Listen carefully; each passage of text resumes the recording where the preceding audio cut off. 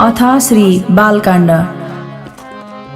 एक दिन नारद सत्यलोक पुगी गया, लोकको गरौँ हित भनी ब्रह्मा ताही थिया पर्या चरणमा खुसी गराया पनि। क्या सोच्छौ तिमी सोध भन्छु म भनी, मर्जी भए थियो जसै ब्रह्माको करुणा बुझेर ऋषिले बिन्ती गर्यायो तसै।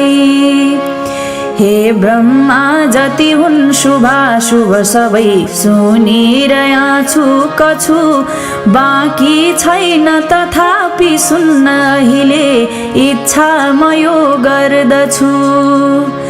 आउला जब यो कली बखतमा प्राणी दुराचार भई गर्न्या छन् सब